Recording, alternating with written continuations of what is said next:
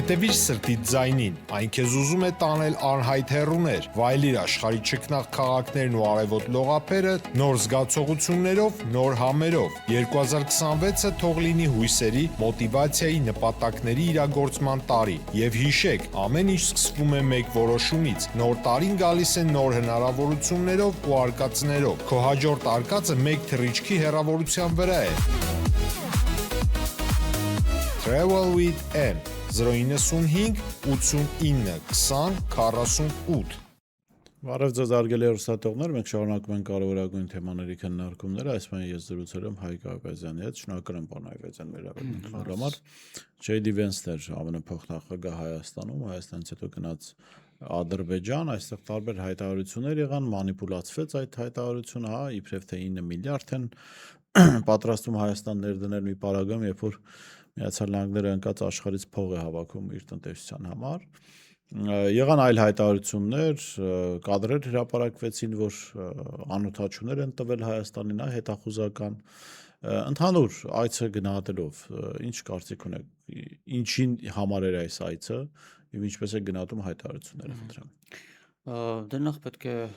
գնահատենք այն փաստը, որ այսօր տիրում է համաշխարհային ըստեյության բախում պատերազմ ԱՄՆ եւ Ռուսաստանի միջև եւ գլխավոր նպատակը այն է, որ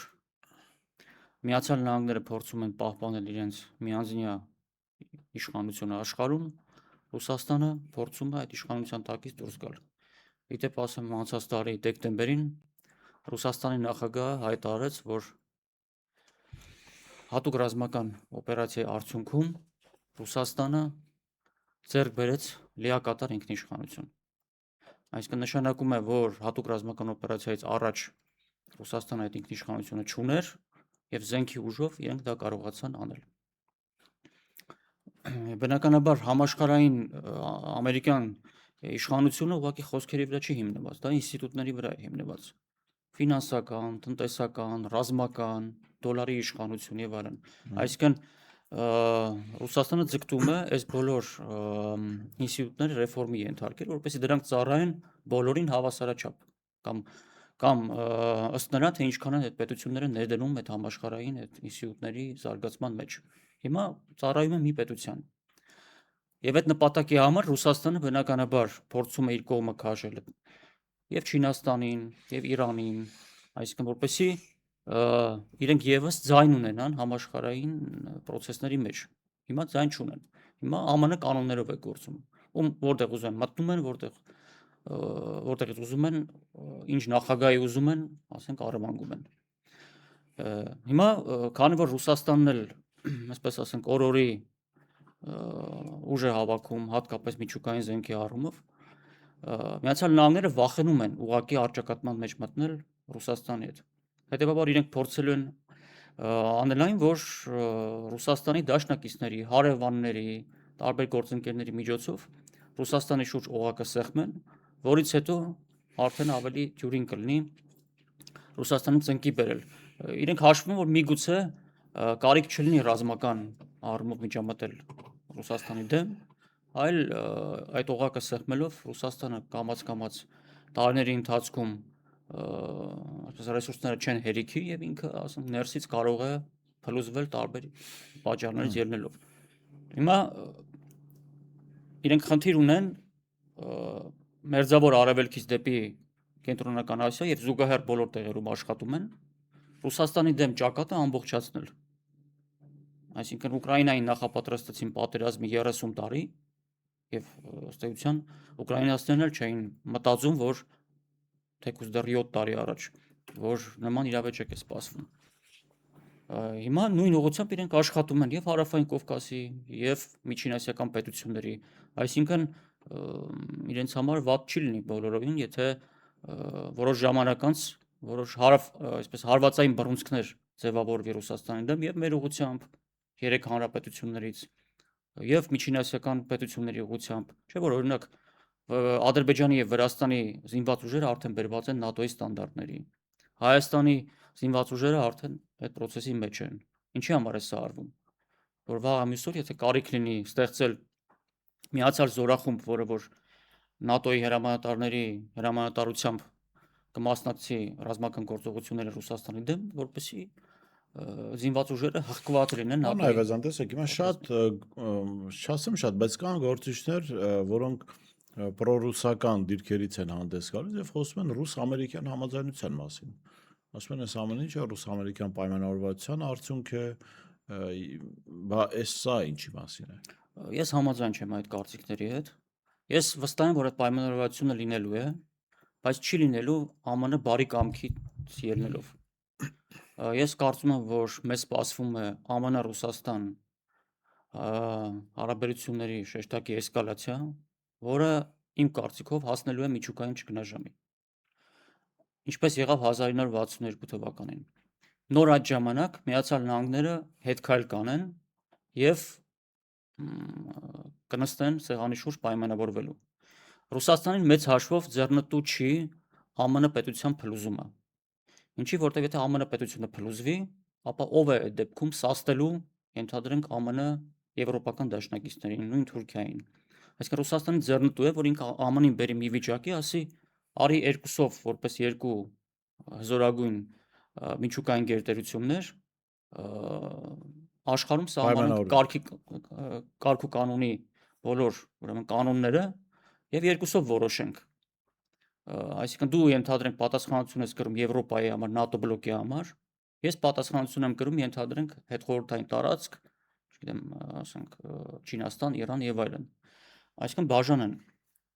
բայց ինքը պետք է դեռ ԱՄՆ-ին բերի դրան, այսինքն որ մի պետությունը կուզենա ինքնակամ հրաժարվել իր միանձնյա իշխանությունից աշխարհում, ոչ մեկ։ Այսօր Միացյալ Նահանգները փաստացի պատերազմ են վարում իր համար մեկ աշխարհաքաղաքական հակառակորդի սահմանի մոտ։ Ինչու իրենք պետք է ցանկանան այդ պատերազմը կանոնեցնել։ Որևէ, այսինքն տրամաբանության մեջ չի մտնում։ Միացյալ Նահանգներն չեն վախենում Ռուսաստանի ոչ մի զենքից, այսինքն տանկերից, չգիտեմ, ինքնաթիռներից, բացի մի բանից, միջուկային զենքից։ Եթե Ռուսաստանը չունենար այն քանակով միջուկային զենքը, որ ունի հիմա, այսինքն համարժեք ԱՄՆ-ին, ԱՄՆ-ն մի բառ անգամ չէր խոսի Ռուսաստանի հետ։ Այսինքն Ռուսաստանը կարժանանար նույն ճակատագրին, ինչ որ Իրանը, օրինակ։ Շատ լավ, այսինքն ձեր գնահատման Վենսի այցը նաև նշանակում է այն, որ Հայաստանին եւ ընդհանուր առմամբ Կովկասին պատրաստվում են պատերազմի։ Այո, այսինքն եթե այս դինամիկայով զարգանա, մի քանի տարի հետո, եթե զինված ուժերն էլ բերվեն համապատասխան վիճակի, մի քանի տարի հետո, այո, իրենք պատրաստելու են հարավային Կովկասը որպես հարվածային բռունցք Ռուսաստանի դեմ։ Սա նորություն չի, 1918-1921 թվականներին նույնը պլանավորում էր անել Մեծ Բրիտանիան, 3 հանրապետություններից հարավ-կովկասյան ստեղծել միացյալ զորախումբ, որը կպատերազմեն Ռուսաստանի դեմ։ Պարզ է, որ հիմա Ռուսաստանը չի պատրաստվում սպասել այնքան, մինչև որ այդ օրը կգա։ Բայց տպավորությունը որ սպասում է, պարոն Այվազյան։ Մինչև այդ տպավորության մասին խոսալ ես կուզեի մի դրվագով համաձայնել ձեզ հետ եւ նաեւ այդտեղ ավելի խորը քննարկել, այն որ Հայաստանին զենք չեն տալիս Ադրբեջանի դեմ, դա հասկանալի է այդ դրոնները հետախուզական որ տվել են, դրանք Ադրբեջանի դեմ չեն կիրառվելու, հա, որովհետեւ եթե Ադրբեջանի դեմ զենք տվող էին, միջև էս կտային։ Հիմա ասած խաղաղություն են, այսպես ասած հաստատել։ Այդ դեպքում ինչպես կարող են կիրառվել այդ միջոցները եւ դա ավելի շատ Իրանի դեմ, Ռուսաստանի դեմ, ինչի դեմ կիրառման համար է դա։ Ես կարծում եմ դրանք օգտագործվելու են հենց ամերիկացիների կողմից տեղում։ Օրինակ Հայաստանում կան, ասենք, Պենտագոնի ֆինանսավորման կենսաբանական լաբորատորիաներ։ Ըստ շրջանառվող տեղեկությունների բավական փակ կառույցներ են եւ ամեն մեկը չի, որ կարող է նույնիսկ պետական մարմիններից։ Այսինքն այն ինչ որ բերում են Միացյալ Նահանգները, մի հատ դրոն ցույց կտան ձևի համար, բայց ես կարծում եմ այն սարքավորումները, որ իրենք բերում են, իրենք կիրառել են իրենց համար, այսինքն իրենց զինվորականները գտնվելով Հայաստանում կարողանան դրանից օգտվել։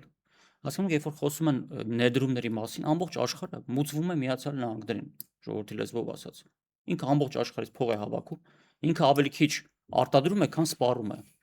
Ինքը ավելի շատ սպառում է, քան արտադրում։ Այդ դեպքում ինչի հաշվին է իր ռազմական օրինակ բյուջեն, իր ֆինանսական հզորությունը, այն որ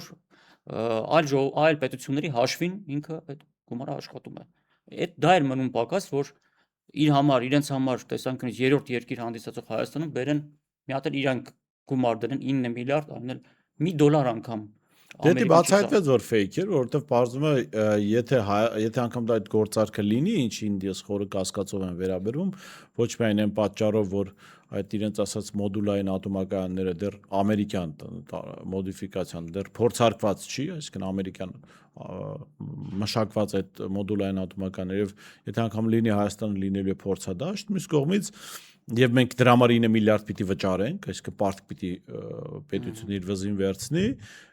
եւ երկրորդը այս իշխանությունները ապացուցել են որ ասֆալտ չեն կարողանում անել, այսինքն ուր մնաց 9 միլիարդանոց ծրագիր անել, իրանք կարող են այդ ծրագիրը լավ ոչնչացնել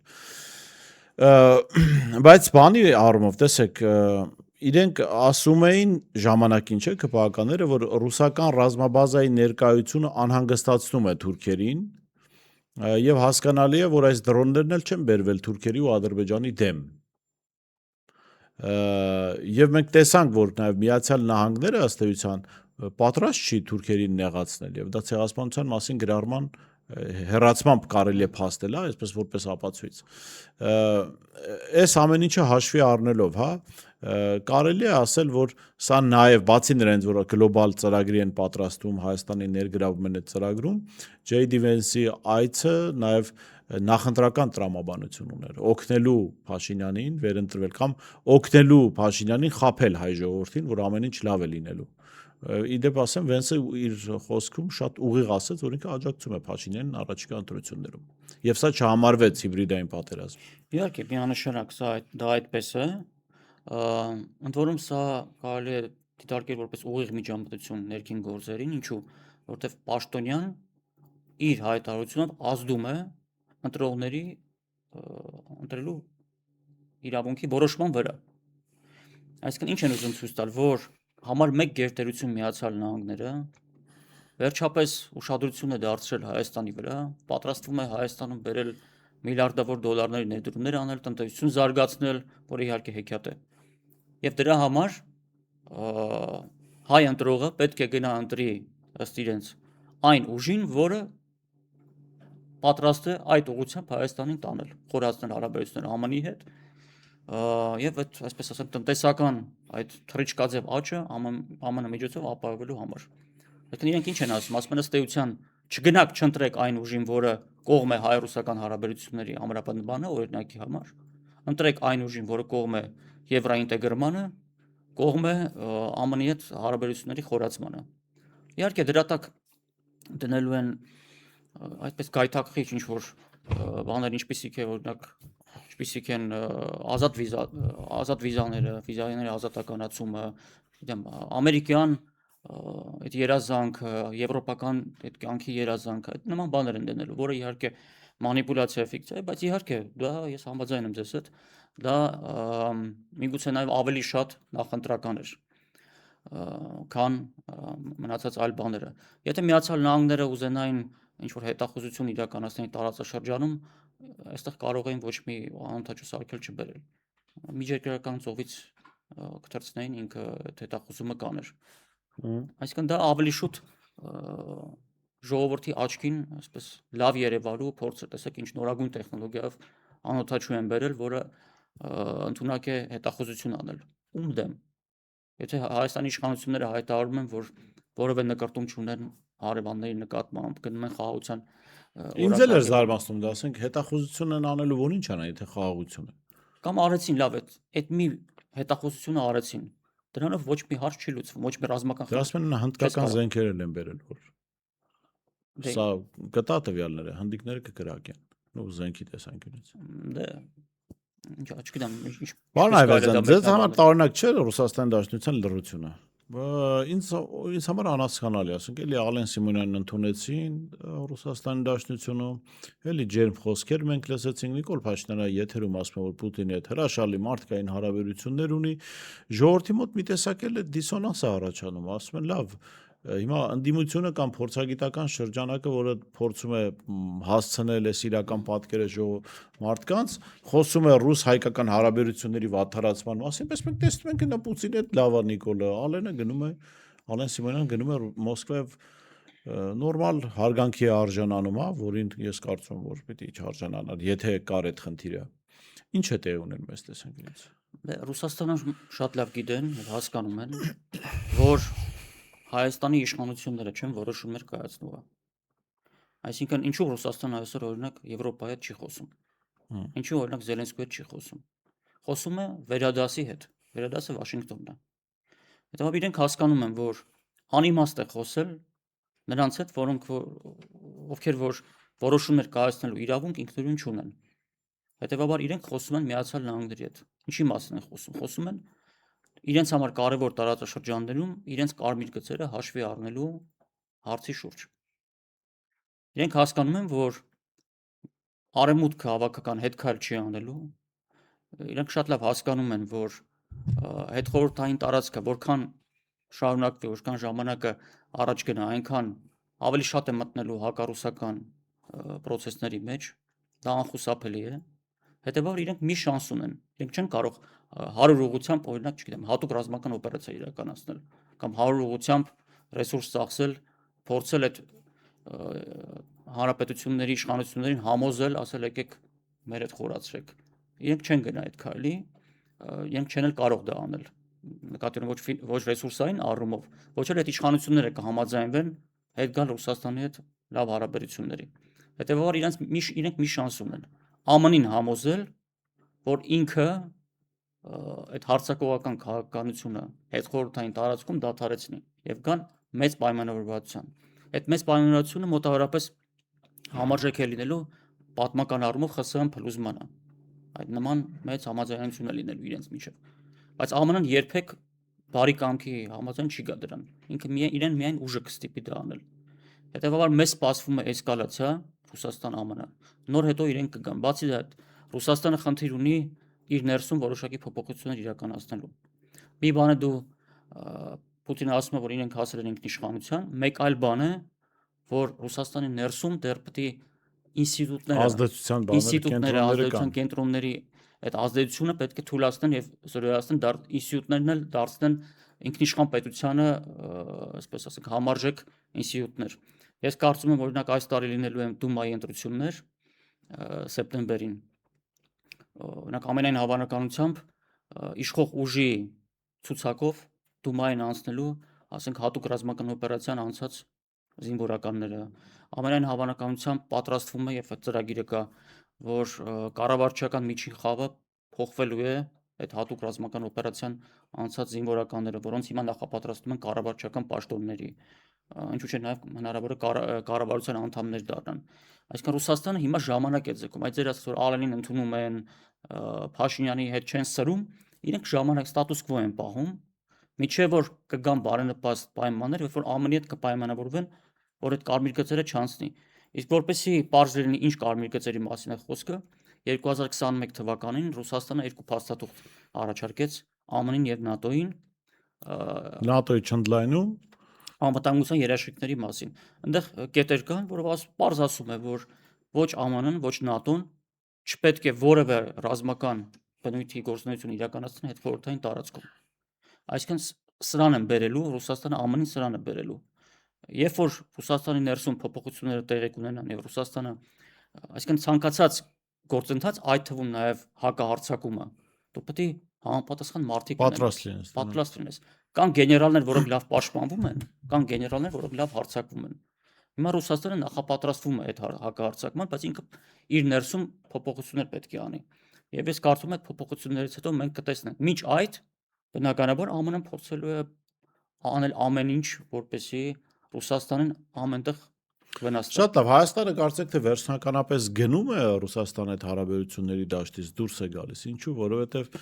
ուրեմն Վենսի այցի ընթացքում արևմտյան ֆինանսավորմամբ գործող լրատվամիջոցներից մեկը գրեց, որ իրենց տեղեկություններով միջև աշուն ռուսական ռազմաբազայի հարցը դրվելու է Հայաստանից հանելու։ Երեք արդեն երեկոյան Նիկոլ Փաշինյանը հարցազրույցով հանդես եկավ, որտեղ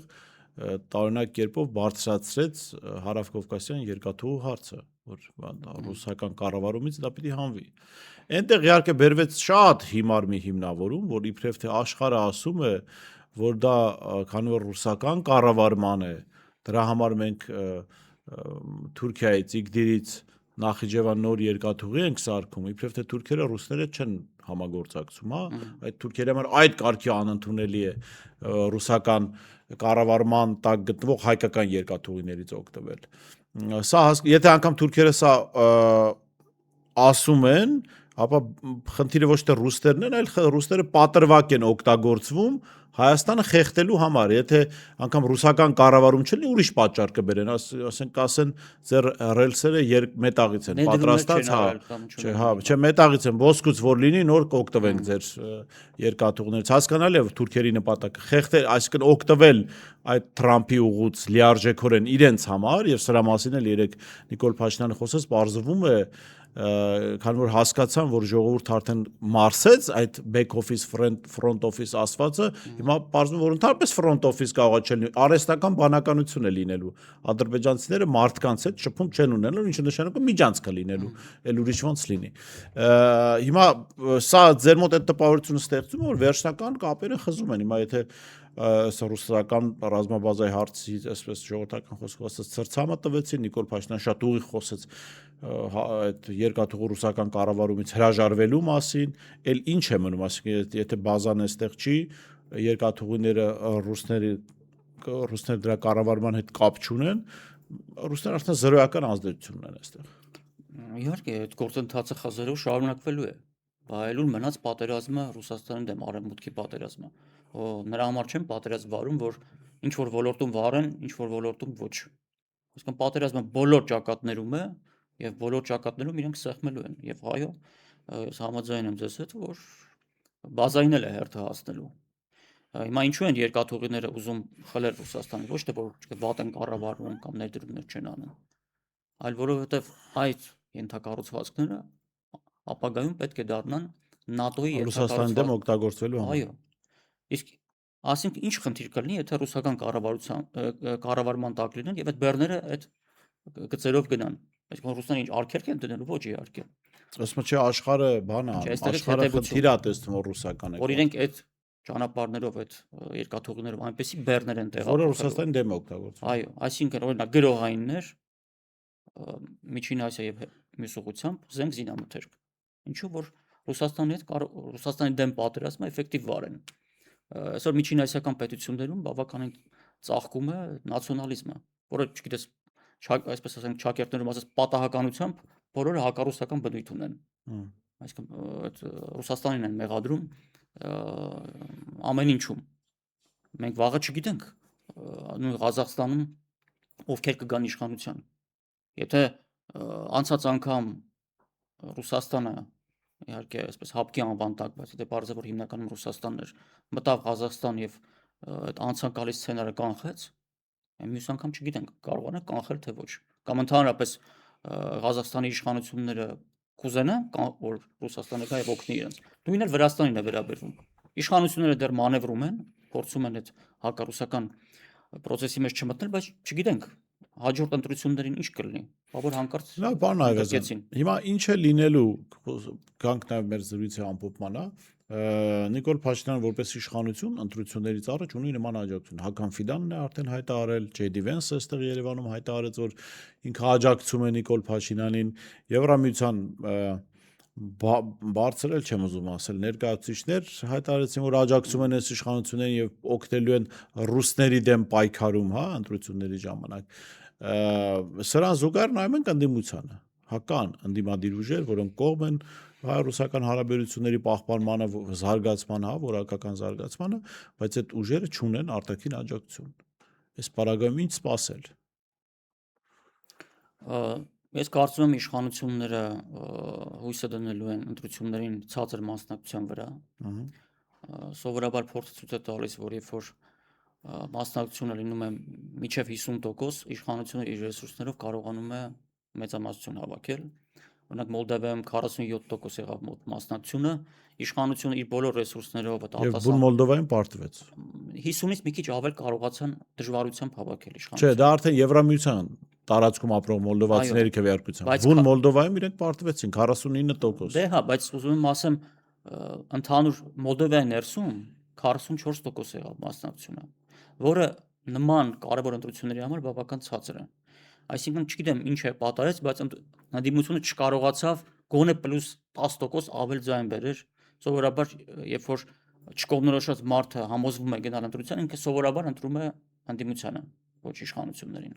Չկարողացավ, այսինքն մեծամասնությունը կարևորություն չտվեց այդ ընտրություններին։ Իդեպ մի հետաքրքիր դրվագ եղավ 2024 թվականին Մոլդովայում, երբ որ երկու փուլով նախագահական ընտրություններ, առաջի փուլում հանրակրվե Եվրամիությանը միանալու, այսպես սահմանության մեջ Եվրամիությանը միանալու կետեր մտցնելու օգտին, ուրեմն հանրակրվեին մոտ 740,000 մարդ դեմ քվեարկեց եվրոինտեգրմանը։ Եվ երբ որ Սանդոյի գլխավոր հակառակորդ ընդդիմությունից այդ Ստոյանոգլը մի մարդ կար,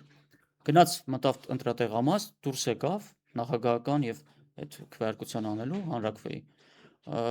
Լրագրողները շրջապատեցին, հարցրեցին ինչ քվեարկեցիք, ինչպես։ Նա ասաց, որ եվրոինտեգրման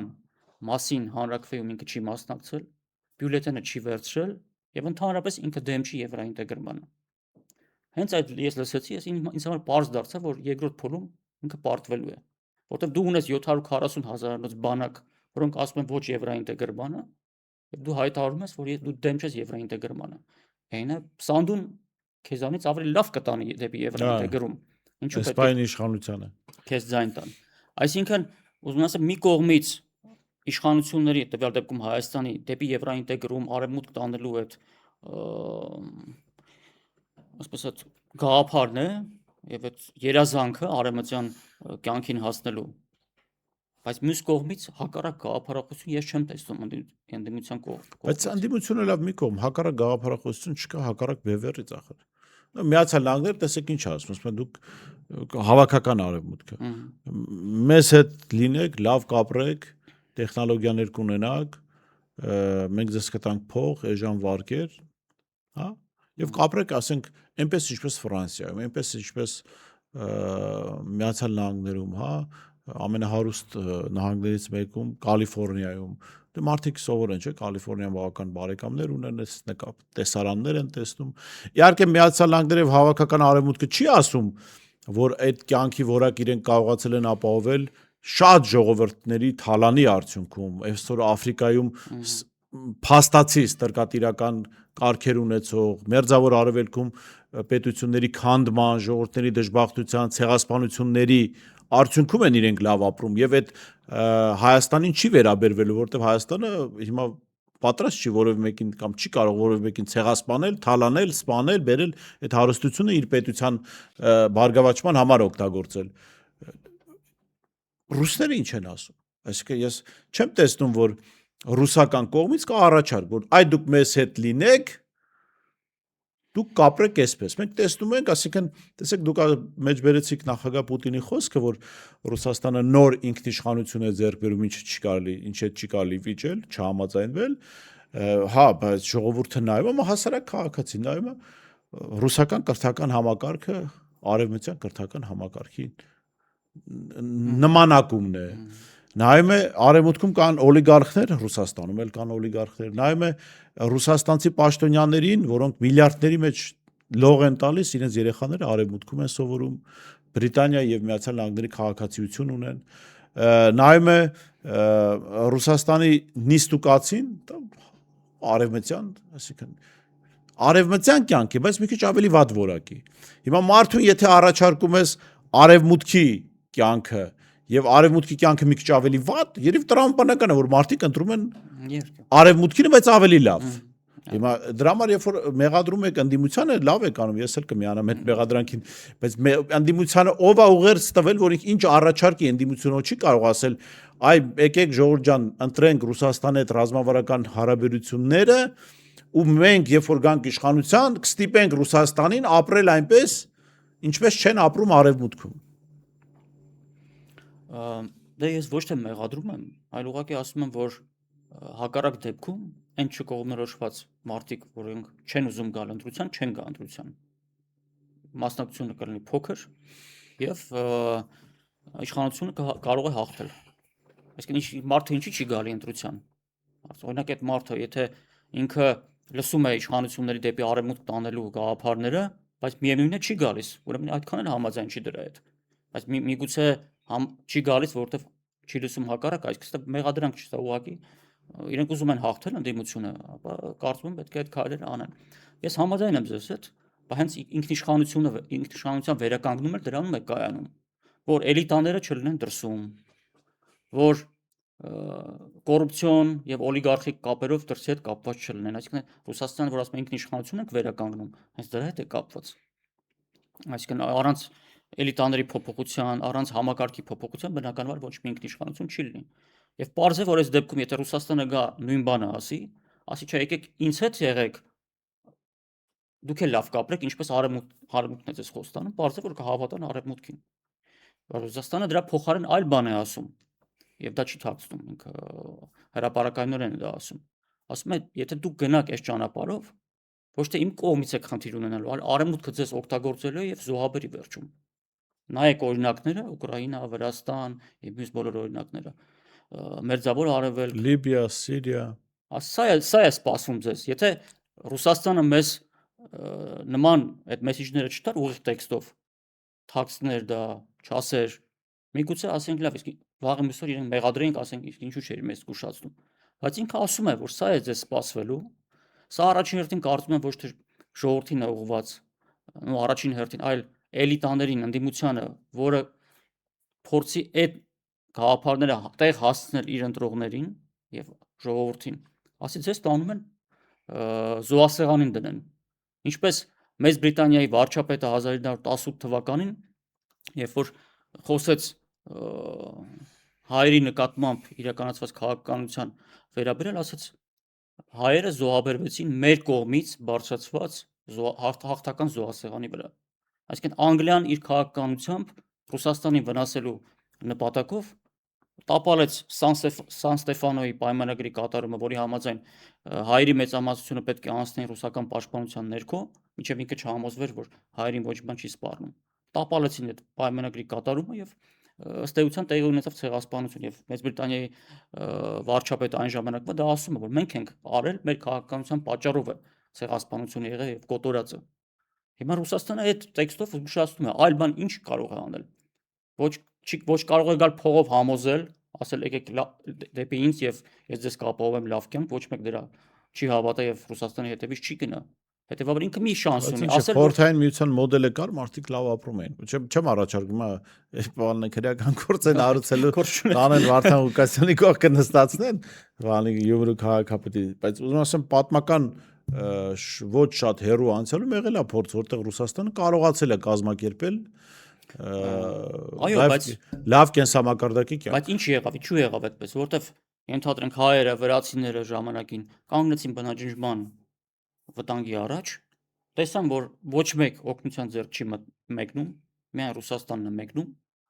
եւ Ռուսաստանի կազմ մտնելու գնով կարողացան ֆիզիկապես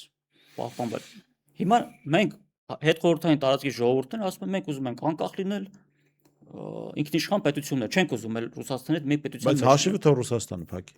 Մոտավորապես այո, Ռուսաստանն ասում է, թե ուզում եք անկախ լինել, խնդիր չկա, եղեք, ինքը կողմ է, ինքը դեմ չի։ Բայց ասում է, որպեսզի դուք այդ անկախությունը պահեք, եկեք մենք լավ խորը հարաբերություններ ունենք միասին եւ միասին փորձենք ձեր անկախությանը սպառնացող վտանգներին դիմակայել։ Հիմա հետխորհրդային տարածքի պետությունները ասում են, չէ, չենք ուզում, արևմուտքը մեզ լավ խոստումներ է տալիս, մենք կգնանք այն կողմ։ Դե Ռուսաստանն ասում է, հիմա դուք ուզում եք ինքնիշխան լինել, մի կողմից էլ ինձնից գալիս բաներ եք պահանջում։ Դե ուրեմն գնացեք, ինքնուրույն այդ մեծ փոթորկոտ օվկիանոսում մի հատ փորձեք ձեր նավակով ինքնուրույն լողալ, տեսնենք ինչ է ստացվում դրանից։ Այսինքն դուք ձեր որոշումների համար պատասխանատվություն կրեք։ Եթե ինձ եք հարցնում, այսինքն Ռուսաստանին, ինքը ասում է ճանապարհը որն է, բայց հիմա որ չեն ուզում, բռնի ուժով չի գալու իրենց։ Հասկանալի է, շնորհակալ եմ։ Նմանատիպ։ Պարոն Այվազյան, շատ հետաքրքիր դրույթի համար ես շեշտեմ զրուցում եմ Հայկ Այվազյանի հետ, տեսություն կհանդիպենք։